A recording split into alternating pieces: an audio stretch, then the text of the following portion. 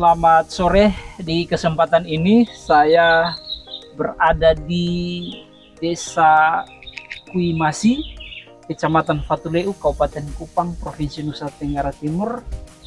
Tepatnya di base camp dari kelompok tani One Heart.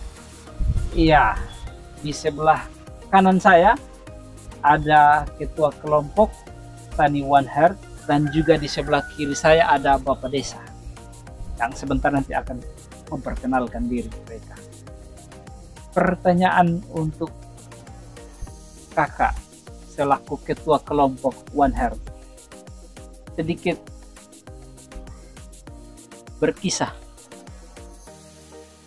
sejarah dari kelompok ini berdiri. Kakak, perkenalkan nama. Baik, terima kasih. Perkenalkan, nama saya Arlot Sanam. Saya adalah ketua kelompok Taruna Tani One Heart. Awal berdiri kelompok ini di tahun 2021, namun dikukuhkan di tahun 2023 oleh Bapak Desa. Kami beranggota ada 17 orang, terdiri dari pemuda-pemudi di Desa Kuimasi yang notabene adalah petani dan peternak. Kami di sini punya produk bergerak di bidang hortikultura, tanaman pangan dan peternakan. Peternakan itu di ternak babi, khususnya di ternak babi dan sapi. Kalau horti, kami bergerak di cabai, sayur-sayuran, dan untuk tanaman pangan di padi dan jagung. Oke, Om Arlot. Pak Desa, kelompok tani ini ada di desa yang dipimpin oleh Pak Desa.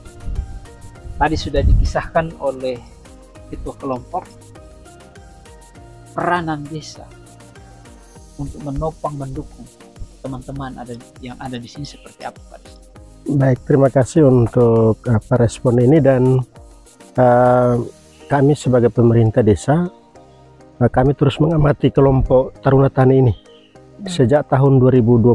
Sejak saya memimpin di Desa Kuimasi, saya terus memantau kelompok tani ini dan juga berdiskusi dengan mereka bagaimana perkembangan kelompok ini ke depan. Makanya atas dasar rekomendasi dari kantor Balai Penyuluh Pertanian Kecamatan Fatuleu, sehingga kelompok ini dianggap layak untuk dikukuhkan menjadi kelompok tani pemula, yaitu kelompok Taruna Tani One Heart di Desa Kuimasi.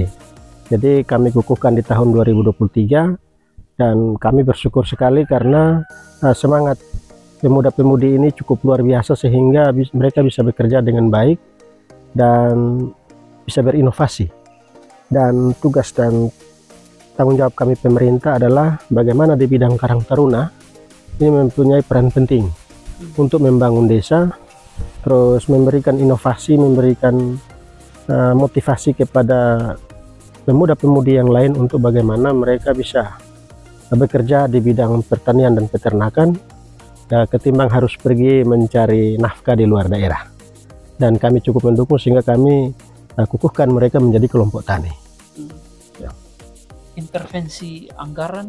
Terkait dengan intervensi anggaran, kami sudah 2 tahun ini, yaitu tahun pertama 2023 itu kami bagaimana memberdayakan mereka untuk mereka membuatkan pupuk kandang.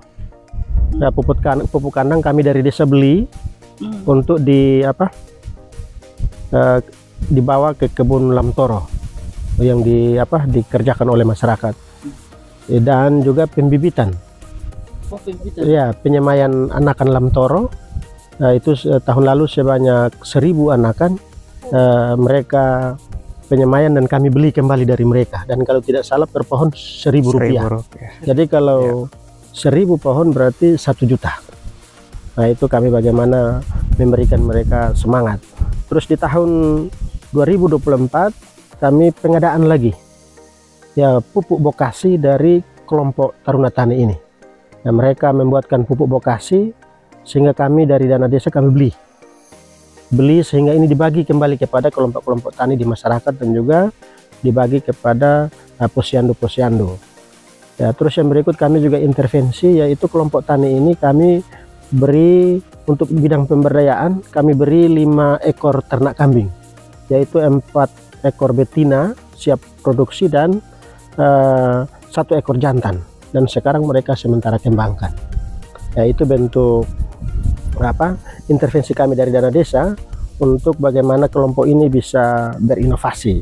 Terus terkait dengan rencana tahun depan, ini selaras dengan program nasional, yaitu makan siang, saya ulangi, makan bergizi gratis untuk pelajar. Itu kami sudah tangkap peluang untuk dalam perencanaan tahun depan itu kami akan pengadaan lagi anakan atau bibit dari kelompok Taruna Tani ini untuk diberikan kepada kelompok tani lainnya dan juga kelompok-kelompok yang ada di Posyandu, untuk bagaimana menangkap peluang yang ada sehingga bahan baku mampu disiapkan oleh kelompok tani ataupun dari posyandu-posyandu, sehingga ketika program itu berjalan uang terus berputar di masyarakat.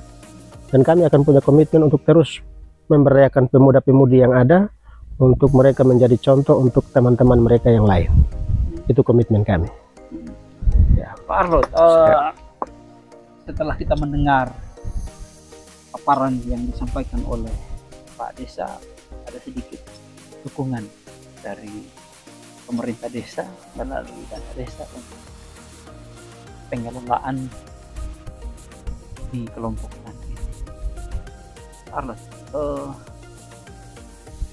sedikit berbagi income yang teman-teman kelola, seperti apa perkembangannya sampai dengan saat ini? Baik, sedikit cerita, kami di kelompok Taruna Tani One Heart ini ada kesepakatan dari awal kami bentuk kelompok ini. Kami bertani tidak seperti orang tua dulu yang kalau berkelompok harus punya kebun demplot, harus di satu tempat. Kalau kami masing-masing anggota harus punya kebun, harus punya kebun. Jadi contoh sekarang kami di sini kami ada dorong 2 pemuda yang untuk di kelompok kami untuk sampai ke tahap P4S. P4S itu Pusat Pelatihan Pertanian Pedesaan Swadaya. Dan puji Tuhan kami di kelompok tani ini sudah 1 di tempat kami, namanya Basecamp Petani di kebun kita ini.